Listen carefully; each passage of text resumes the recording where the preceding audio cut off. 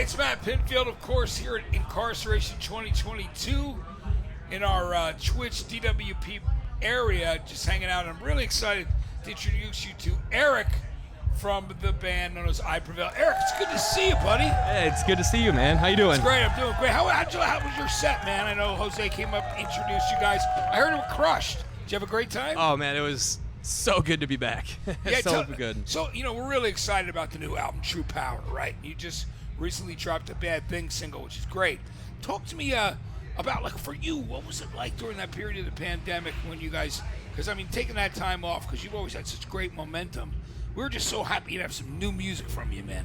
We're pumped when you put it out. So talk to me about what that was like for you and the guys.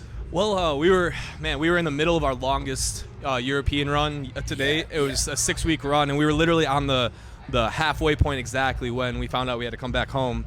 And that was end of March. I think it was like the first week of April. Yeah. And we get home, and after that, cluster headache of getting home, we didn't know what the future held. So we were near the end of our trauma cycle. So we were like, I guess it's time to just get back into the studio and start writing. And I think I try and look at the silver linings of things. Like, we didn't know how long we were going to be stuck at home. So it was like, well, let's just take as much time as we need. Let's make these songs the dopest thing we've ever done. And I think working on this record for 2 years, since I think June 1st, 2020 was the first day we entered the studio.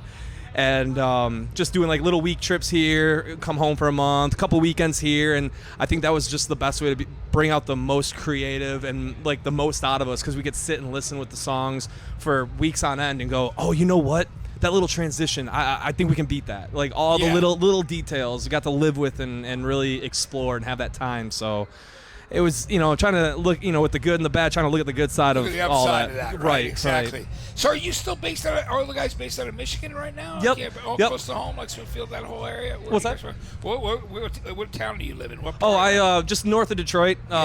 Most of us are Metro Detroit. Our guitarist actually moved out to Utah for a while, and now he's moving back. So, yeah, we're all homegrown Michigan boys. Which is cool. There's a lot of great rock history in Michigan, right? Yes. Oh, yeah. Tell me about you, for festivals for you, Eric. Do you remember the first festival that you went to, or the first one that really blew you away as a rock fan? Man, I grew up going to local shows and metal shows and, at bars and small venues and stuff. But St. Andrews, too, some stuff there? I've seen some St. Andrews shows, Shelter, Fillmore, man. The Hayloft, R.I.P., that was torn down just a few years ago. That was when I first saw my first metal show was Despised Icon and Carnifex. And that's cool. I was sucked in, but... our first festival, I think it was, we played it. I'd never been to a rock festival until we played it, and I think it was in Ohio, and we played early in the day, and we didn't know what to expect. Was it Sonic Temple or Rock on the Range or one of those? It was, I think it was River Riot or Rockfest, one of the two. And we came out fairly early in the day, didn't know what to expect, and we walk out there, I think it was like 3 o'clock, and we see 10,000 people, and we're like, holy shit. Yes, we got a good crowd. Yeah. We got a great crowd. Like, there's people.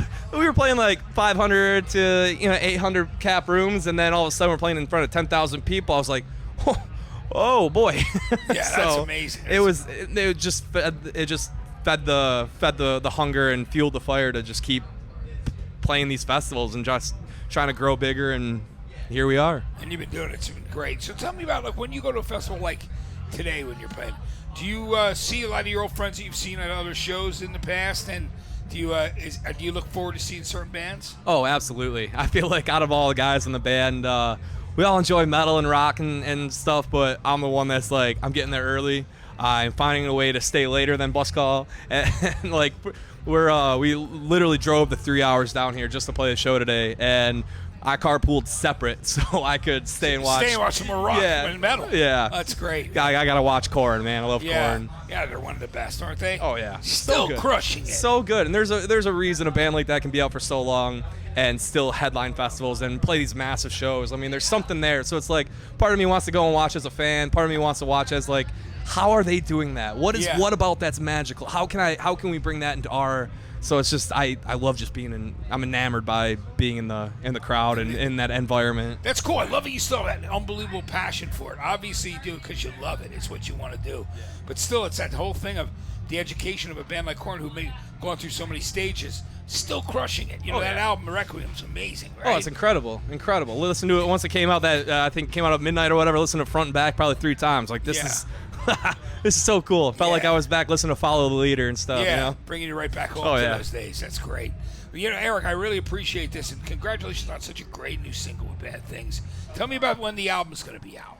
August 19th. We're dropping some stuff in between then. True Power, a couple more singles before that? Yeah. Just keep your eyes out. It'll be cool. Stuff will be coming. And then, dropping the record, and then shortly after that, in September, we're back on the road, True Power tour, and you got some great bills I saw as well. Who are you going out with? Talk to me about it. Pierce the Veil, Fit for a King, and there's on leg 1 and leg 2, there's different Stan Atlantic and Yours Truly that are hopping on either leg. But I'm so excited to bring out Pierce the Veil. Dude, I love those guys. I'm in that video for Circles. I'm the old man. Are you really? Yeah, you know the video where like I'm the old guy. It's like I'm in all that prosthetic makeup and I'm like gonna electrocute them and and I'm like the hotel owner. Yeah, that was that. Yeah, because Vic and I are. I mean, I love those guys. I love Vic. All of them, dude. They're all incredible. Isn't that a great band? Those guys are amazing. Oh man. So first, the Dive In video when we toured with them.